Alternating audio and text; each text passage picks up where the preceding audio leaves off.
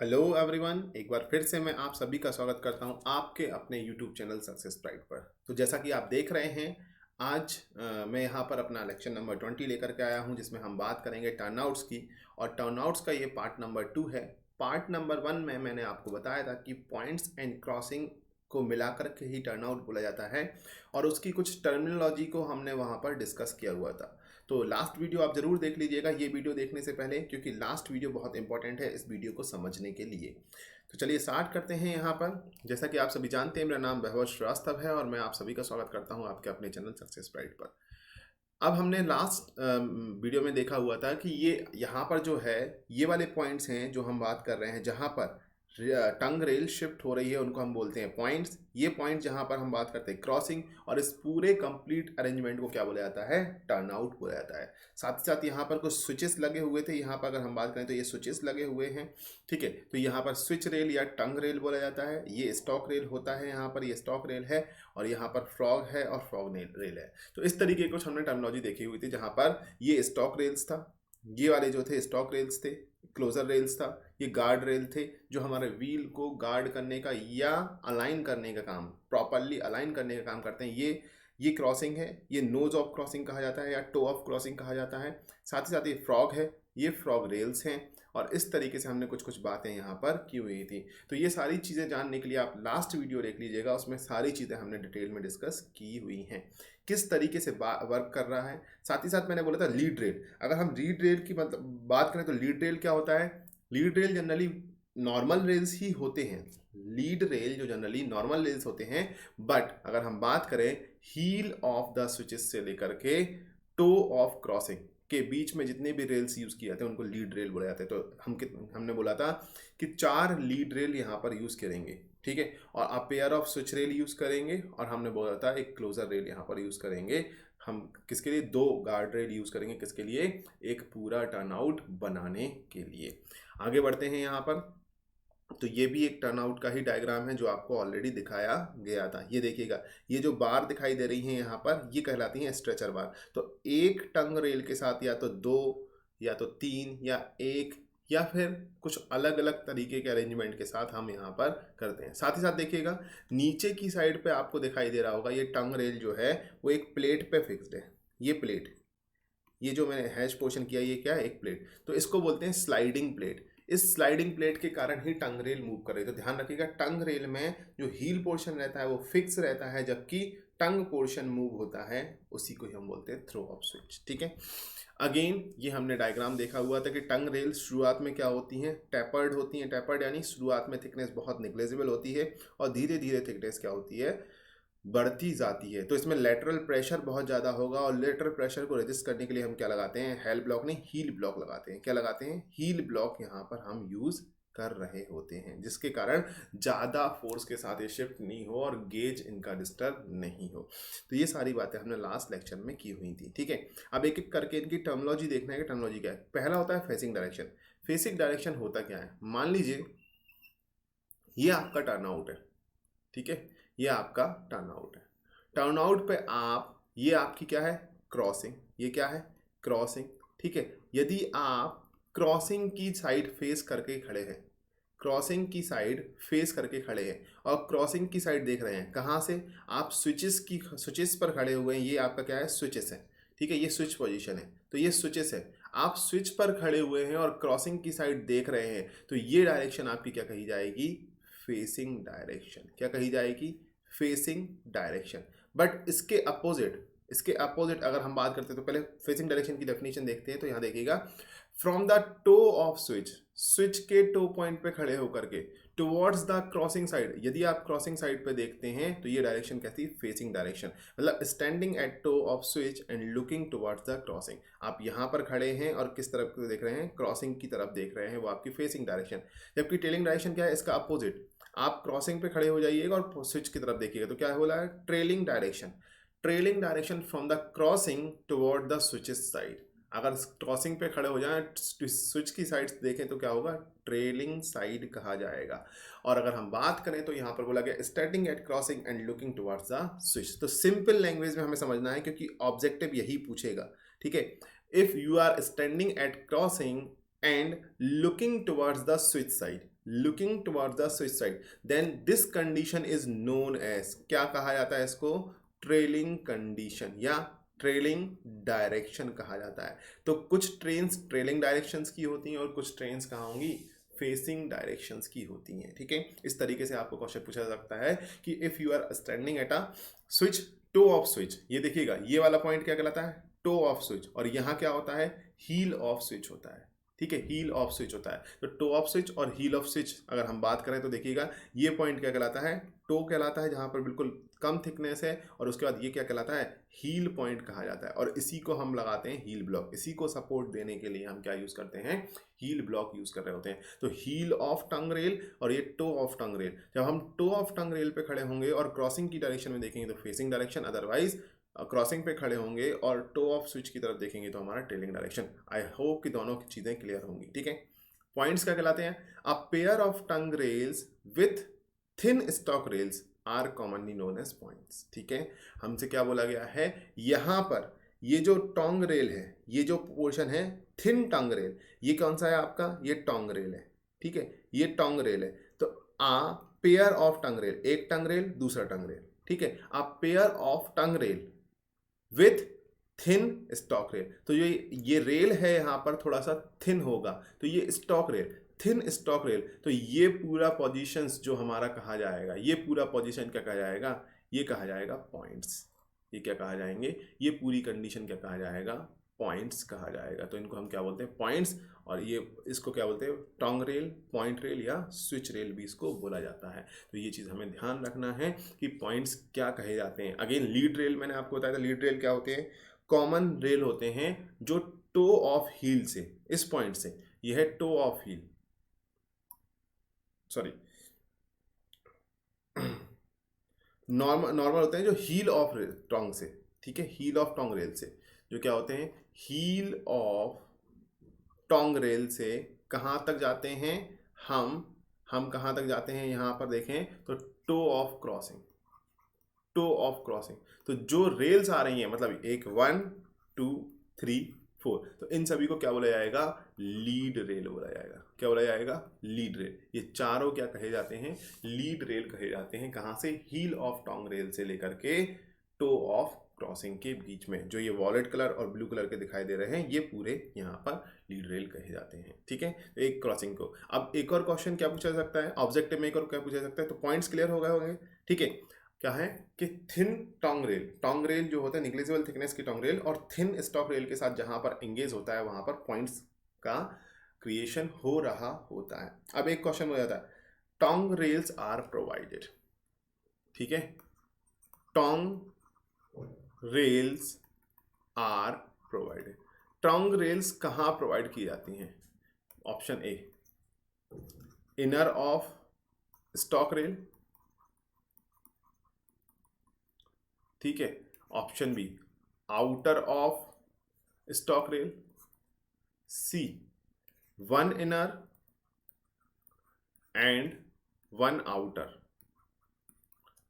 ठीक है, और option D, none of the above. तो ध्यान दीजिएगा, यहाँ पर जो इनर रेल होता है वो inner side of stock rail. देखिएगा ये एग्जाम्पल देखिएगा, जो येलो कलर है ये क्या है? टोंग रेल है, ये टोंग रेल है। ठीक है, और जो बाहर साइड में जा रहा है ये क्या है? ये दोनों स्टॉक रेल है, ये दोनों क्या है? Stock rail. तो स्टॉक रेल के बीच में ही आपका क्या प्रोवाइड किया जा रहा है? Tongue rail. कभी भी ऐसा मत सोचना टोंग रेल एक पोर्शन अंदर होगा और एक पोर्शन बाहर होगा। तो स्टॉक रेल के बीच में ही हम क्या बोलते हैं? टोंग रेल प्रोवाइड किया जाता है। तो यहाँ पर ऑप्शन क्या हो जाएगा? Option number A, inner side of tongue rail. Inner side of tongue, sorry, inner side of stock rail क्या प्रोवाइड किया जाता है? Tongue rail. तो ये ऑब्जेक्टिव बनते हैं बेटा, ऐसे छोटे छोटे ऑब्जेक्टिव बनते हैं, इसलिए हमें ये डेफिनेशन या टर्मिनोलॉजी समझना जरूरी है। हर एक चीज को याद नहीं कर सकते, इसलिए हम थोड़ा सा समझते हुए चलेंगे। ठीक है, आगे बढ़ते हैं। तो आगे क्या डेफिनेशन है? तो यहाँ देखो सारी चीज़ें दिखाई दे रही है, ये पॉइंट्स है, ब्लेड्स है, ये स्ट्रेचर बार है, स्टॉक रेल है। ठीक है, ये स्टॉक रेल है, ये हील है, ये टो पॉइंट है, ये चेक रेल है जिनको हम गार्ड रेल भी बोलते हैं, ये क्रॉसिंग है, ये रनिंग रेल्स है, यहाँ पर ये रनिंग रेल्स है। ठीक है, ये विंग रेल है, और ये क्या है? रनिंग रेल्स है। ठीक है, अब हमसे पूछा गया स्टॉक रेल की डेफिनेशन क्या है, तो बोलेंगे these are the running rails immediately along side of the switch rail, जो हमेशा स्विच रेल के बिल्कुल साइड में होता है। तो देखिएगा, अगर हम देखें 1 नंबर जो है ब्लैक कलर की रेल है, ये क्या है, स्टॉक रेल, और 3 नंबर क्या है, स्टॉक रेल। जबकि यदि मैं बात करता हूं तो 2 नंबर और 3 नंबर क्या है, 2 नंबर और 4 नंबर मैंने बोल दिया, ठीक है। 2 नंबर और 4 नंबर क्या है मेरे, टोंग रेल। तो अलोंग साइड, बिल्कुल टोंग रेल के साइड में जो रेल है, वो टोंग रेल के साइड में, along side of, immediately along side of switch rails, tongue rail के साइड में है, against which the switch rail lie when in the closed position, ठीक है। Against which the switch rail is laid, switch rails is laid when in the closed position. जब close position में होता है, जब क्लोज पोजीशंस में होता है, क्लोज पोजीशंस में क्या होता है, अगेंस्ट विच, इसके अगेंस्ट में किसको हमने लगाया गया है, स्विच रेल को लगाया गया है। वो रेल्स क्या कहे जाएंगे, स्टॉक रेल। तो हम अपनी लैंग्वेज में क्या लिख सकते हैं इसको, these are the main rails of track to which tongue rail is closely fits against, मतलब जिनके अगेंस्ट जो टंग रेल होता है वो क्लोजली फिक्स्ड होता है, उनको हम क्या बोलते हैं, स्टॉक रेल। मतलब नॉर्मली रेल आपके स्टॉक रेल कहे जाते हैं, लेकिन टंग रेल स्पेशल अरेंजमेंट है। तो हमने बताया हुआ था कि टंग रेल, नॉर्मल रेल तो हमारा नॉर्मली तरीके से बने होते हैं, वह जो टंग रेल होते हैं वो हाई कार्बन एंड मैग्नीज के बने होते हैं। क्यों, क्योंकि इन पे wear and tear, vertical wear and tear बहुत ज़्यादा होता है, ठीक है। तो हम बात करते हैं टंग रेल की, तो टंग रेल की बात करते हैं, they lies between the stock rail. देखो ये पॉइंट आ गया, यानी टंग रेल कहाँ लाइज करते हैं, बिटवीन द स्टॉक रेल। तो इससे ऑब्जेक्टिव आपका पूछा गया है, ये पॉइंट से ऑब्जेक्टिव पूछा गया है। Each pair of tongue rail is connected by stretcher bar, हमेशा जो भी टोंग रेल का है वो स्ट्रेचर बार से कनेक्ट होता है। तो स्ट्रेचर बार ये वाला पॉइंट है जो स्ट्रेचर बार इसको मूव करवाएगा। ये टोंग रेल, देखो ये टोंग रेल का हील पॉइंट है, ये टो पॉइंट है। तो ये टो पॉइंट क्या होगा, मूव करेगा इस तरीके से, ये टो पॉइंट इस तरीके से मूव करेगा, और टो पॉइंट को मूव करवाने वाला कौन होगा, स्ट्रेचर बार। ये स्ट्रेचर बार, ये ब्लैक कलर का दिख रहा है, स्ट्रेचर बार लगा दिया। अब जितना पोर्शन ये वाला फर्स्ट है, ये सेकंड है, जितना पोर्शन फर्स्ट मूव होगा उतना ही पोर्शन सेकंड भी मूव होगा, इतना, क्योंकि स्ट्रेचर बार उसको फिक्स करके रखा हुआ है, ठीक है। तो हम बात कर रहे हैं, they lies between the stock rail and each pair of tongue rail is connected by stretcher bars, switch rails और पॉइंट ब्लेड्स रेल्स, ठीक है। मतलब हम किसकी बात करें, टोंग रेल, टोंग रेल को स्विच रेल भी बोलते हैं, आप पॉइंट ब्लेड्स या पॉइंट रेल्स भी बोल सकते हैं, ठीक है। Are the movable rails which guide the wheel towards either the straight or the diverging track. मतलब यही जो है वो डाइवर्ट कर रही हैं, और डाइवर्ट करने के कारण, इन्हीं के कारण क्या होता है हमारा, इन्हीं के कारण हमारा मूवमेंट हो रहा होता है, ठीक है। तो देखते हैं यहाँ पर इस डायग्राम में, इस डायग्राम में देखिएगा, अगर मान लीजिए ये नीचे की साइड पे मूव है तो हमारा व्हील इस तरीके से सीधे निकल जाएगा, तो मेन ट्रैक नंबर 1 पे जाएगा, ठीक है। और यदि मान लीजिए ये ऊपर की साइड शिफ्ट हो गया है तो हमारा ट्रैक का जो व्हील होगा, फ्लैंज होगा, वो किस तरीके से, ये इस तरीके से आएगा और किस डायरेक्शन में चला जाएगा, ट्रैक नंबर 2 पर डाइवर्ट हो जाएगा। तो इस तरीके से स्ट्रेचर बार या टोंग रेल के मूवमेंट के कारण ही या तो हमारा मेन ट्रैक पे जाए या फिर हमारा कहाँ जाएगा, डाइवर्जिंग ट्रैक पे जाने वाला है, ठीक है। एक और इंपॉर्टेंट पॉइंट लिख लेना, एक और इंपॉर्टेंट पॉइंट यहाँ पर मेंशन कर लेना कि अगर हम बात करें vertical wear on tongue rail, tongue rail, जो टोंग रेल की अगर हम बात करें, टोंग रेल पे vertical wear should not be greater than 10 mm। अगर वर्टिकल बियर की बात करें, मतलब वर्टिकल रिडक्शन की बात करें, ऊपर से मटेरियल का लॉस हो जाना, बियर कहा जाएगा। और यदि मैं इस वियर की बात करता हूं तो वर्टिकल रिडक्शन हो रहा है मटेरियल का, वो 10 mm से ज़्यादा नहीं होना चाहिए। अगर ज़्यादा हो जाता है फिर हमें टोंग रेल को रिप्लेस करना होगा। तो यही मेंटेनेंस वगैरह हमें चेक करना पड़ता है टर्न आउट पे बड़ी फ्रिक्वेंटली, ठीक है।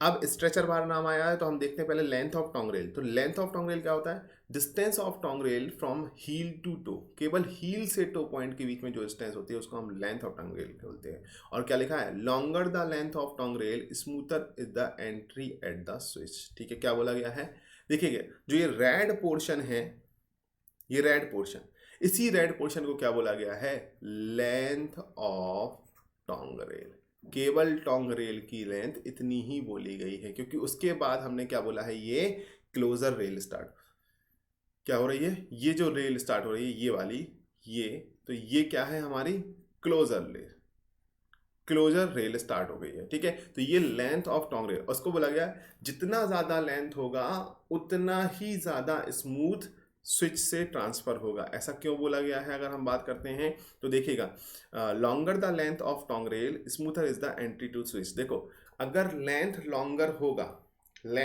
होगा तो धीरे धीरे डाइवर्जन होगा इस तरीके से, या नहीं?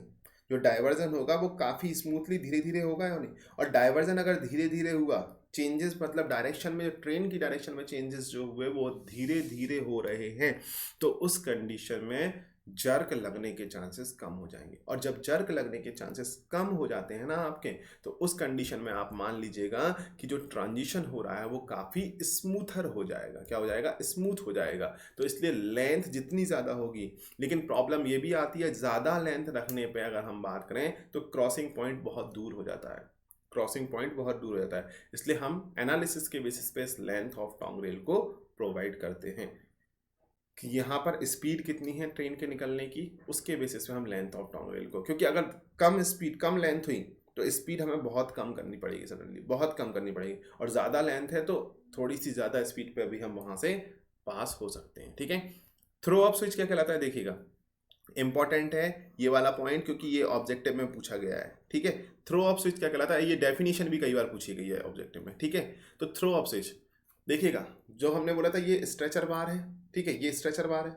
और स्ट्रेचर बार अगर हम बात करें, ये फर्स्ट टोंग रेल है और ये सेकंड टोंग रेल है। तो फर्स्ट टोंग रेल जब स्टॉक रेल के साथ अटैच होगी, ये स्टॉक रेल है, ये फर्स्ट टोंग रेल है, तो स्टॉक रेल के तो ये इस अमाउंट से आएगी पीछे, इस अमाउंट से पीछे आई, और सेम अमाउंट से ये वाला टोंग रेल भी इस तरह के आया। तो हम क्या बोलेंगे, कितना अमाउंट डिस्प्लेसमेंट हो रहा है टोंग रेल का डाइवर्जिंग ट्रैक पे जाने के लिए या मेन ट्रैक पे जाने के लिए। अगर हम बात करें यहाँ पर, ये है मेन ट्रैक और ये है डाइवर्जिंग ट्रैक, ठीक है। तो अगर हम बात करते हैं यहाँ पर, ये मेन ट्रैक है और ये क्या है? डाइवर्जिंग ट्रैक है, ठीक है। तो अगर हम बात करते हैं कि टोंग रेल का जितना मूवमेंट होता है, ये मूवमेंट ऑफ टोंग रेल है, ये क्या है? Movement of tongue rail. तो यहाँ हम बात करते हैं कि टोंग रेल का अगर यदि यहाँ पर x यूनिट हुआ है मूवमेंट, तो यहाँ पर भी कितना हो जाएगा टोंग रेल का मूवमेंट? ये वाला टोंग रेल का मूवमेंट ये भी कितना हो जाएगा? x unit. तो हम बोलते हैं दोनों जगह पे टोंग रेल का सेम। तो जितना अमाउंट से टोंग रेल शिफ्ट हो रहा है व्हील को या तो मेन ट्रैक पर ले जाने के लिए या फिर डाइवर्जिंग ट्रैक पर ले जाने के लिए, जितना अमाउंट शिफ्ट होता है उसी को हम क्या बोलते हैं? Throw of switch. तो एक डिस्टेंस है जो टोंग रेल के द्वारा चली जाती है व्हील को प्रॉपरली रास्ता प्रोवाइड करने के लिए। तो हम क्या बोल रहे हैं यहाँ पर? आई होप कि चीज़ें क्लियर हो रही होंगी, ठीक है। नहीं हो रही हैं आप कमेंट सेक्शन में बताइएगा। तो थ्रो ऑफ स्विच की हम बात करें, it is the distance through which the toe of the tongue rail, tongue rail का टो पॉइंट, क्या बोला है? Toe point. तो ये है टोंग रेल का क्या? To point. यही मूव होता है। हील पॉइंट क्या रहता है? फिक्स्ड रहता है। हील पॉइंट क्या रहता है? फिक्स्ड रहता है। तो क्या बोल रहे हैं? Through which the toe of the tongue rail moves side wide, ये साइड वाइड, साइड वे के मतलब क्या है? साइड में, to provide the desired direction with the heel of the tongue rail, to provide the desired direction with the heel of the tongue rail as centre of rotation.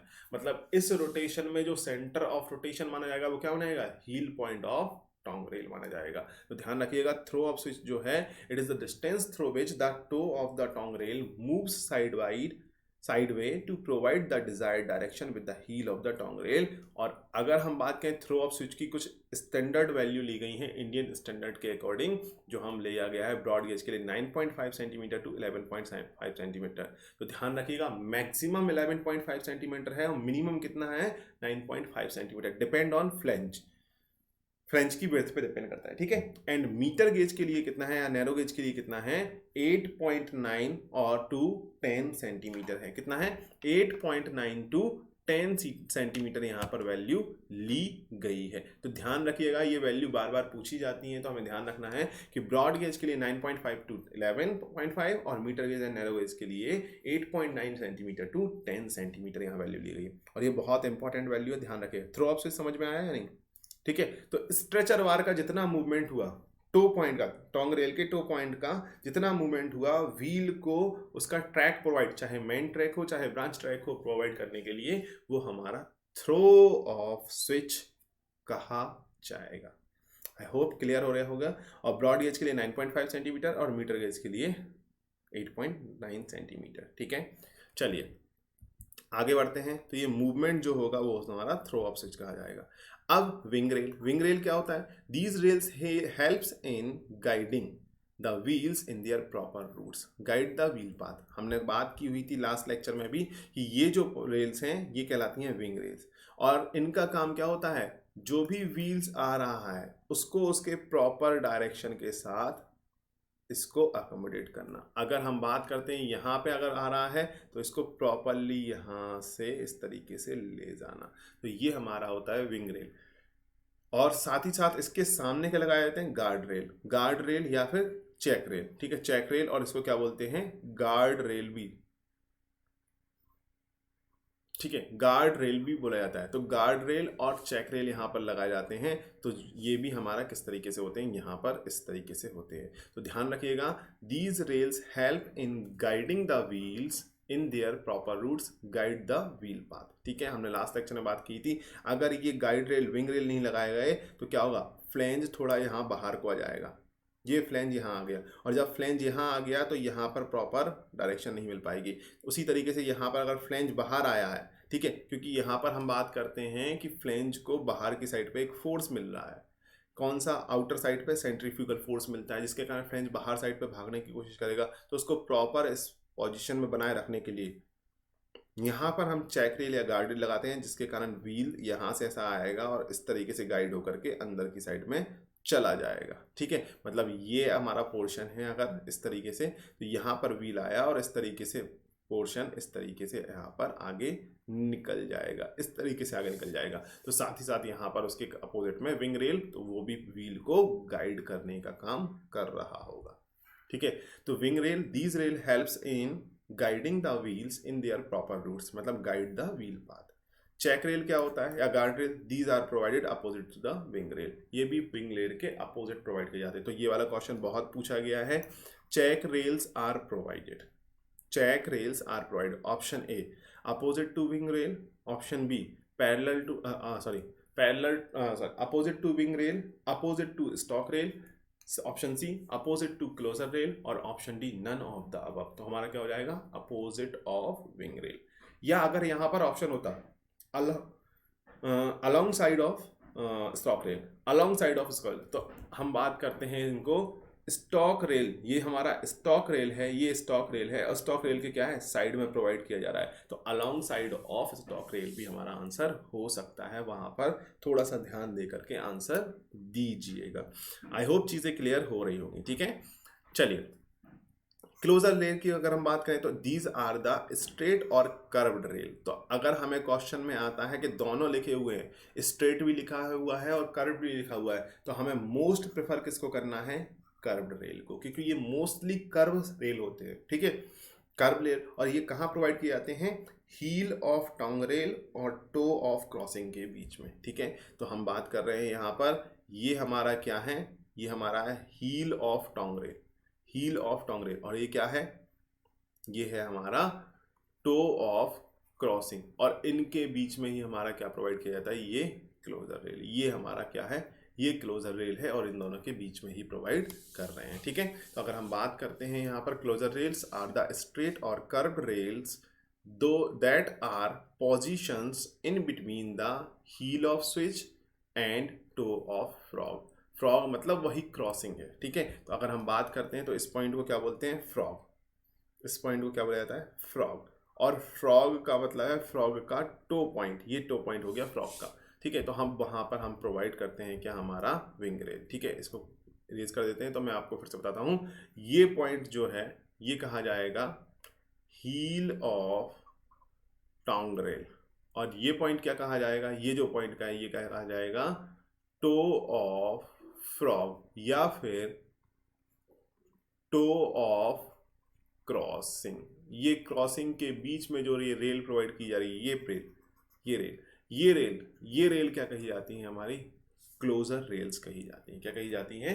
Closure. और generally ये curved होती हैं। ठीक है, अब ऊपर वाले rail को भी अगर हम बात बोलें, जनरली इनको स्टॉक रेल बोलते हैं, लेकिन कई बार इनको क्या बोल दिया जाता है, हमारा क्लोजर रेल, इसलिए उनको लिखा गया straight and curve, but mostly क्या होती हैं, कर्व होती हैं। तो हमारा जब भी आंसर आएगा वहां पर ऑप्शन में अगर स्ट्रेट और कर्व दोनों ही ऑप्शन दिया गया तो आप किसको प्रेफर करेंगे, कर्व को प्रेफर करेंगे। और अगर लिखा है ऑप्शन सी में तो दोनों, तो हम दोनों को ही ऑप्शन जो होगा उसमें आंसर लगा देंगे। बोथ टाइप से हो सकते हैं, स्ट्रेट भी हो सकती हैं और कर्व भी हो सकती हैं, ठीक है।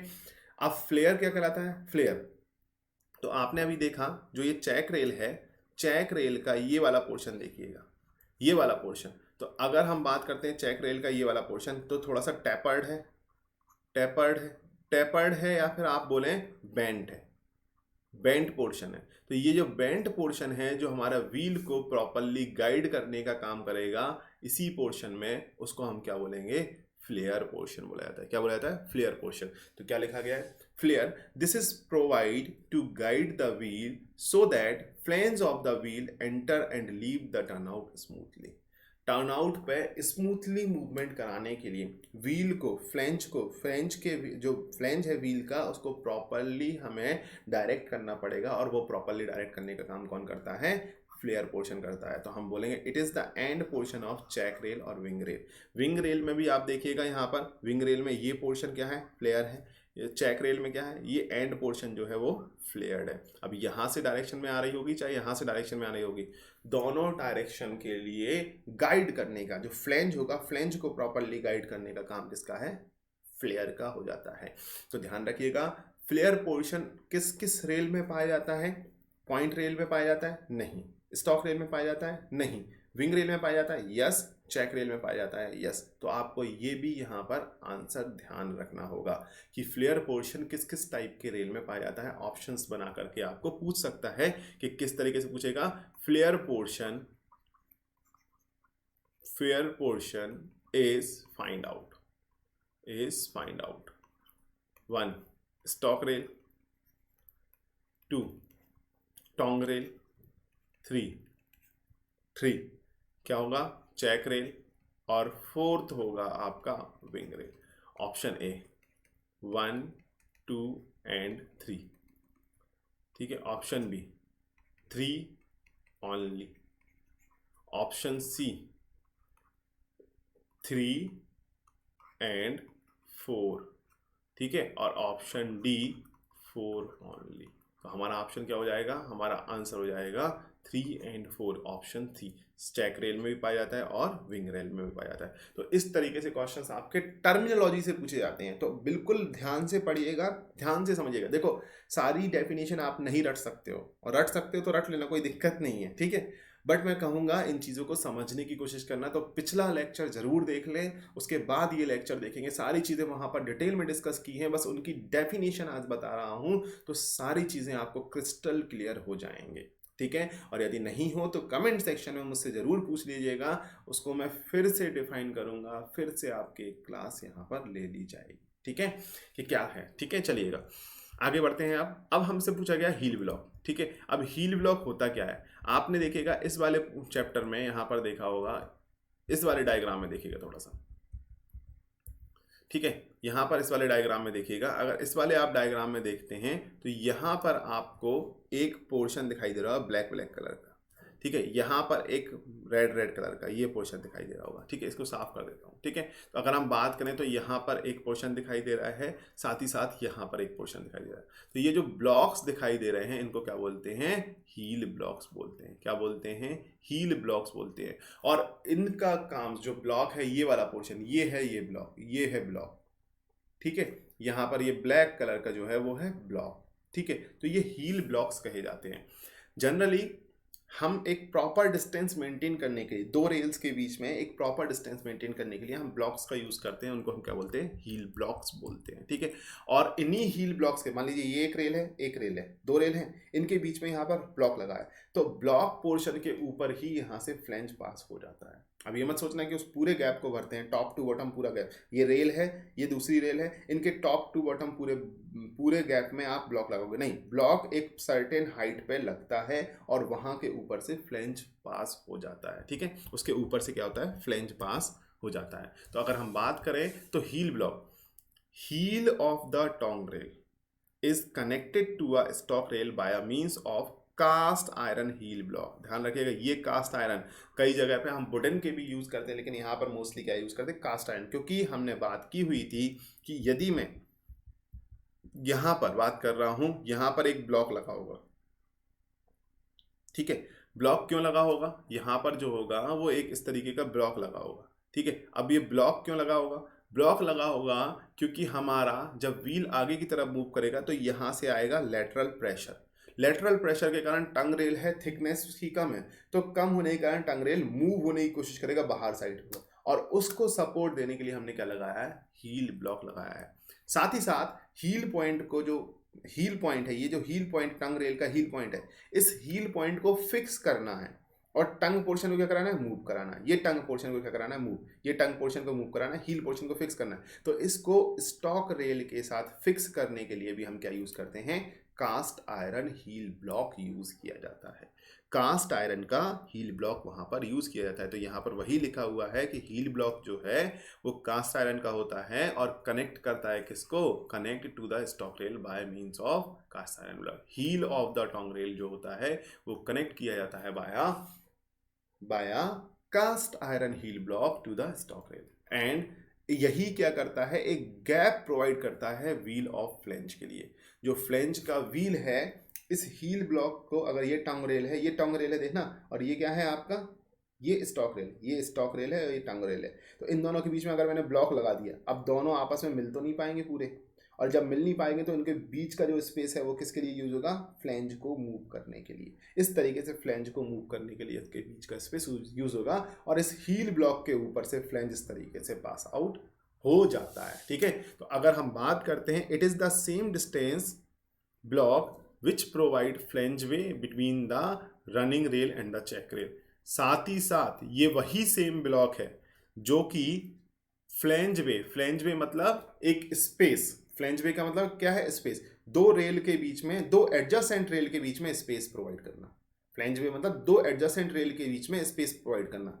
वो स्पेस प्रोवाइड करता है किसके, रनिंग रेल और चेक रेल के बीच में। तो देखिएगा यहाँ पर ये रनिंग रेल है, ये रनिंग रेल है ऊपर वाला, ये रनिंग रेल है जिसको हम बोल रहे हैं स्टॉक रेल, ये रनिंग रेल है, ठीक है, और ये क्या है, चेक रेल है। तो इनके बीच में कुछ स्पेस दिखाई दे रहा है, यहाँ पर ये स्पेस दिखाई दे, तो यही स्पेस प्रोवाइड करने के लिए भी यहाँ पर भी क्या यूज करेंगे, हम हील ब्लॉक को यूज कर रहे होते हैं। यहाँ पर भी हम क्या यूज कर रहे होते हैं, हील ब्लॉक का यूज कर रहे होते हैं। आई थिंक डायग्राम से चीजें ज्यादा क्लियर हो रही हैं, है या नहीं, ठीक है।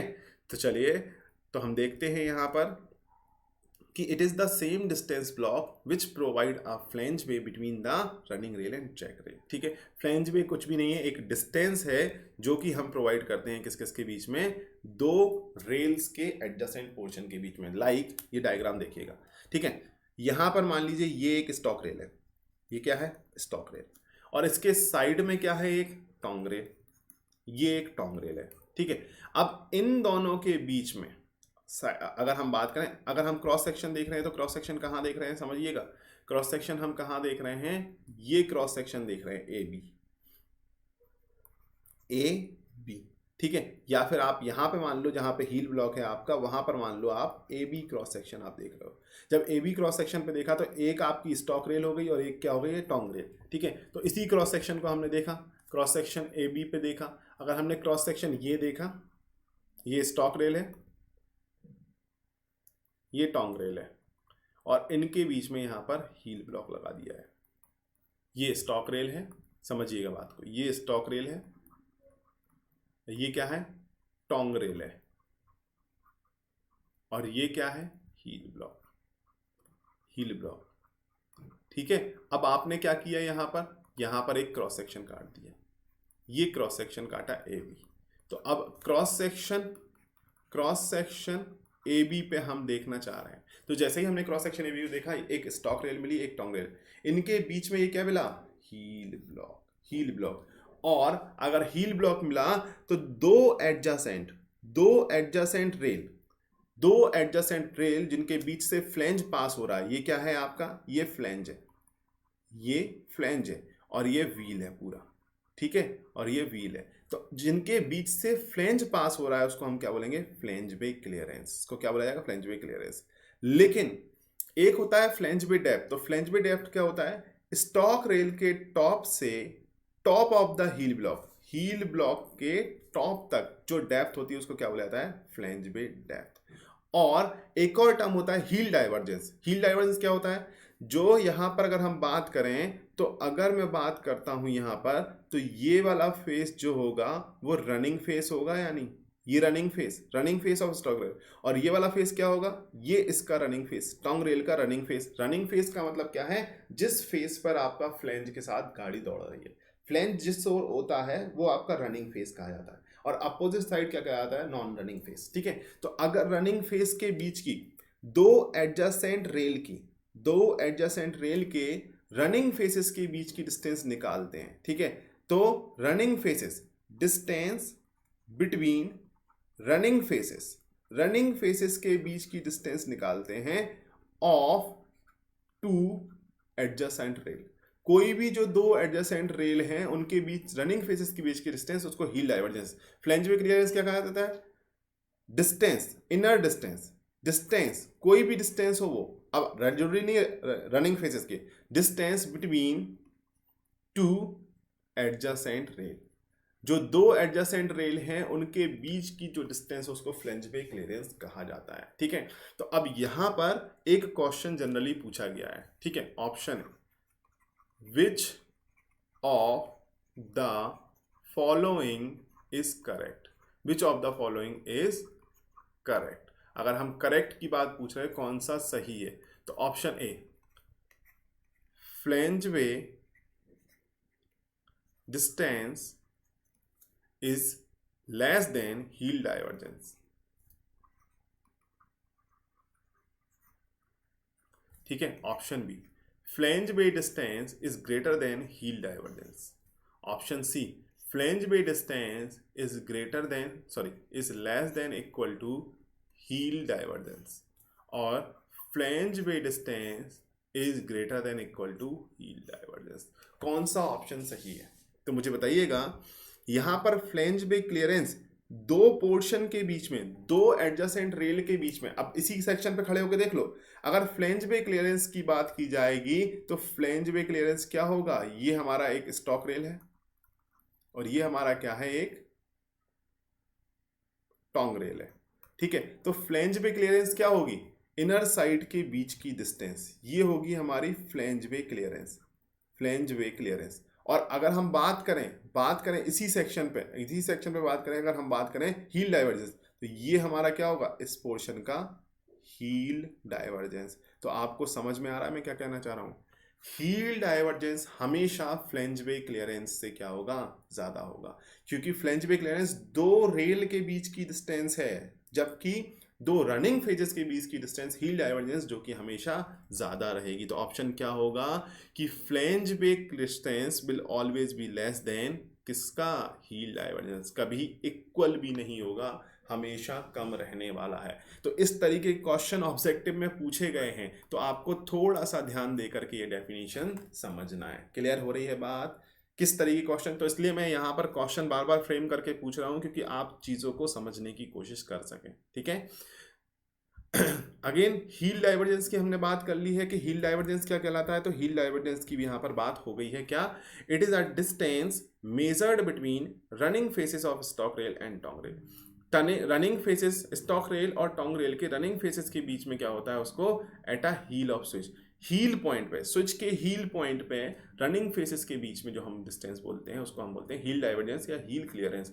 और ये वैल्यू याद करिएगा क्योंकि इनको पूछा गया है। तो ब्रॉड गेज के लिए कितना होता है? 13.7 सेंटीमीटर तो लेकर के 13.9 सेंटीमीटर, मीटर गेज के लिए 12.1 सेंटीमीटर 12.7, और मैरो गेज के लिए 9.8 सेंटीमीटर। तो ये डायरेक्टली वैल्यूज हैं जिनको हमें याद करना है। बट ध्यान रखिएगा, हील डाइवर्जेंस क्लियर हुआ रनिंग फेसेस के बीच में, तो ये डेफिनेशन बहुत इंपॉर्टेंट है। रनिंग फेसेस के बीच में जो स्टॉक रेल और टोंग रेल की हील पॉइंट पे, हील ऑफ स्विच पे, वो हमारा हील डाइवर्जेंस। और ये डेफिनेशन पूछी गई है बच्चा, तो ध्यान रखिएगा ये डेफिनेशन क्या होती है। ठीक है, मैं सभी में स्टार नहीं लगाया, जो चीज़ें पूछी गई हैं वहां पर मैंने स्टार यूज किया है। ठीक है, अगेन फ्लैंज बे क्लियरेंस, ये भी हमने पढ़ लिया। It is a clear distance, क्या बोला गया? Clear distance between the adjacent faces of stock rail and tongue rail, और चेक रेल भी बोल सकते हैं, which is provided for the passage of flange, वो हमारा क्या कहलाता है, flange way clearance. I hope इस डायग्राम से अब सारी चीजें क्लियर हो गई होगी, ठीक है।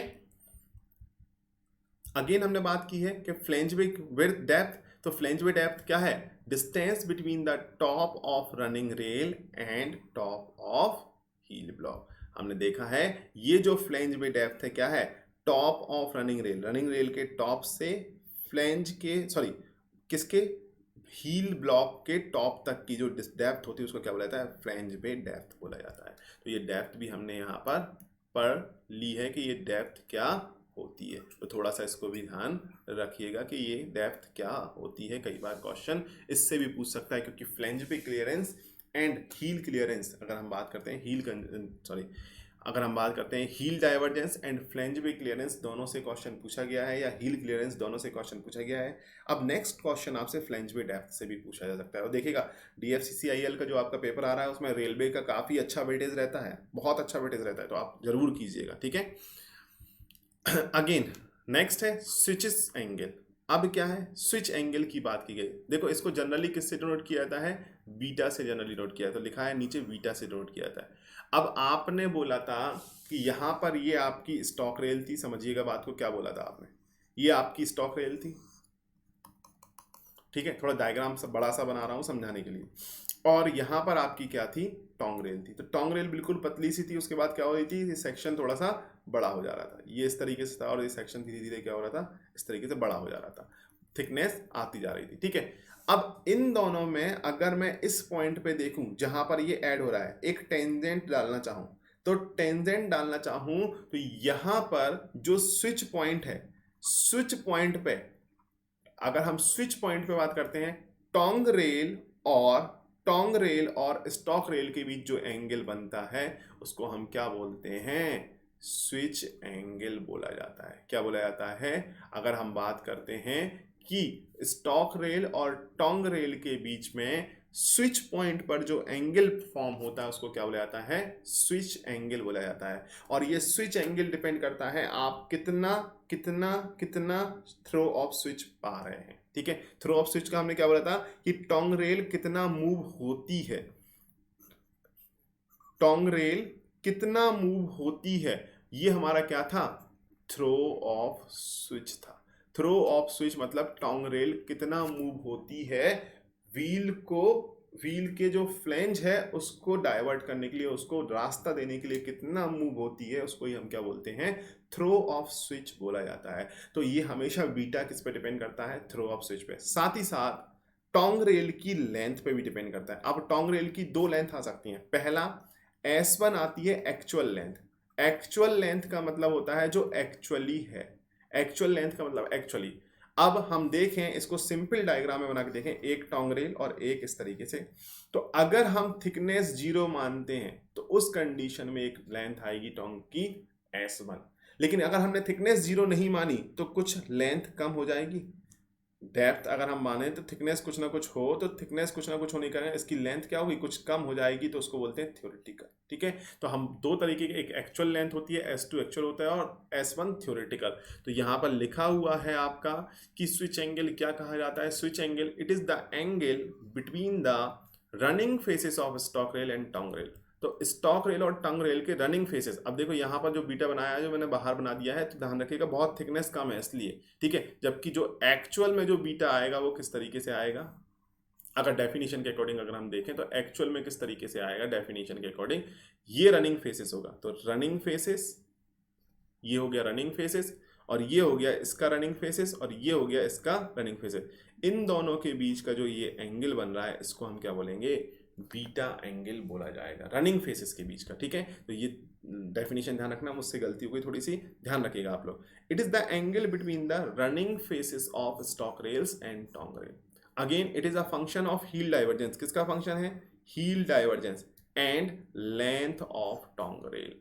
कौन सी लेंथ, थ्योरेटिकल लेंथ, क्योंकि दो तरीके की लेंथ हम यूज करेंगे, एक एक्चुअल लेंथ करेंगे टोंग रेल की और थ्योरेटिकल लेंथ, अभी बताऊंगा क्या है। तो स्विच एंगल हमने क्या लिखा है, heel divergence upon theoretical length of tongue rail. तो एक तो ये आपको याद रखना है, वैसे नहीं पूछा गया बट ध्यान रखना है।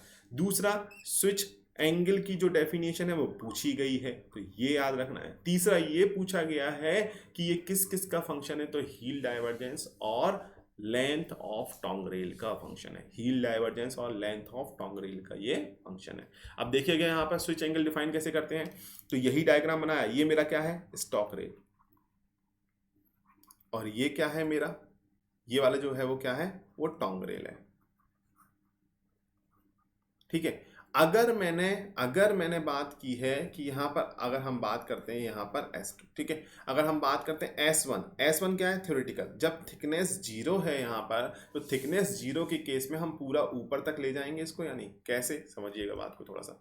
ठीक है, ये हमारा स्टॉक रेल था, और अगर थिकनेस अगर मेरी जीरो हो गई है तो ये मेरा कौन सा है, टॉन्ग रेल है। ठीक है, ये टॉन्ग रेल है। ठीक है, अगर ये थिकनेस मैंने बोला, ये थिकनेस के कारण कुछ जॉइंट आएगा या नहीं, इस थिकनेस के कारण कुछ जॉइंट आएगा या नहीं, और यदि ये थिकनेस नहीं है तो इस टॉन्ग रेल के इस पॉइंट से लेकर के टॉप मोस्ट पॉइंट तक क्या मेरा थ्योरेटिकल लेंथ कही जाएगी, टॉन्ग रेल की।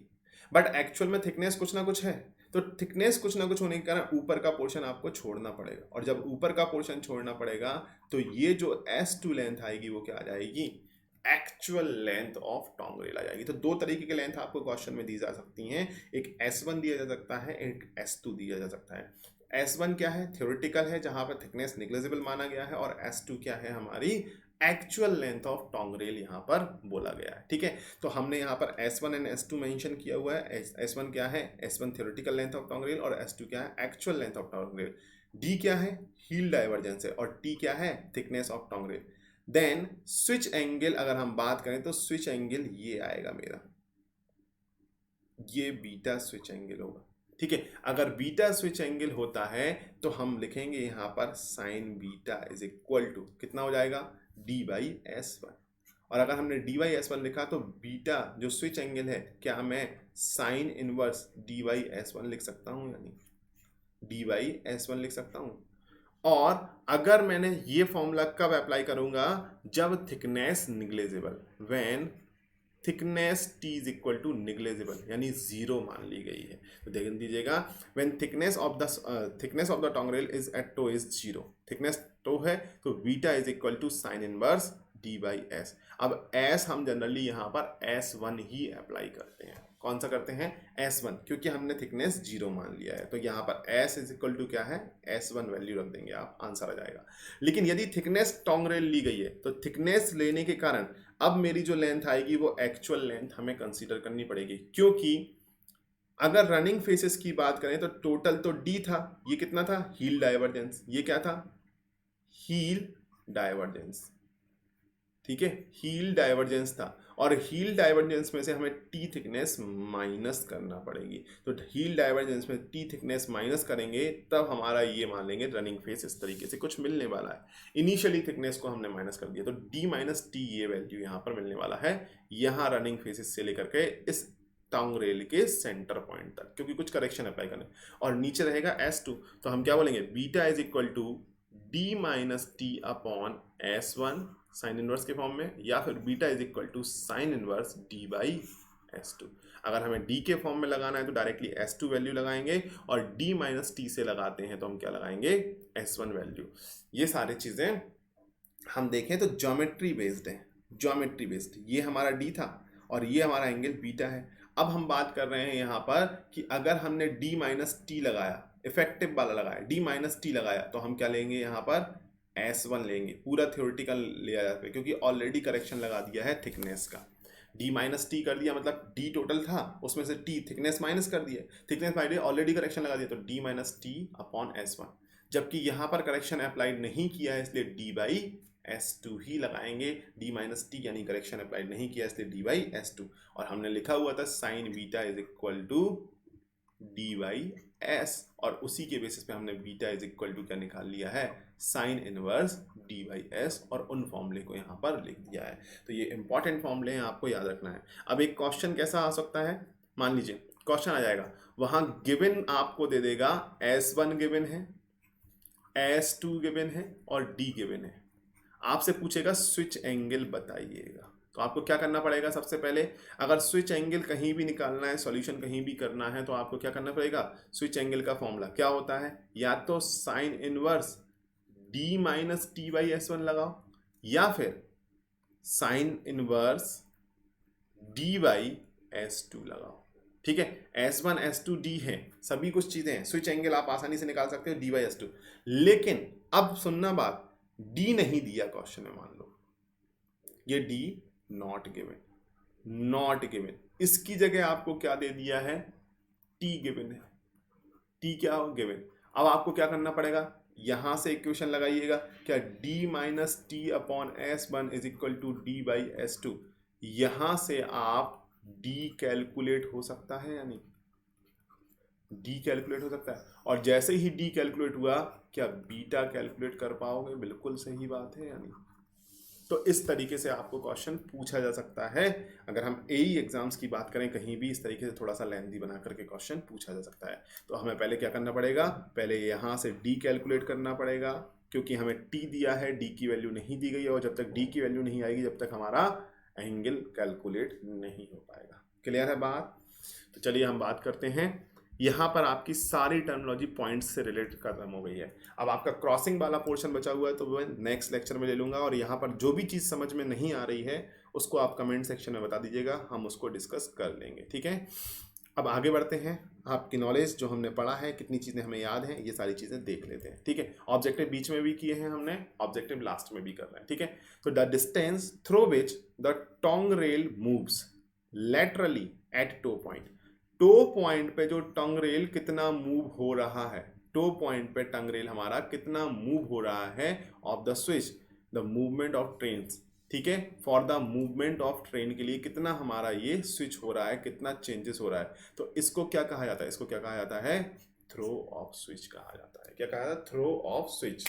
तो हमें ये आंसर ध्यान रखना है। ठीक है, नेक्स्ट हमसे क्या बोल रहे हैं? Wing rails are provided near the tongue rail. अब विंग रेल की बात करते हैं, तो ये हमारा इस तरीके से कुछ रेल प्रोवाइड की गई थी या नहीं? ये की गई थी।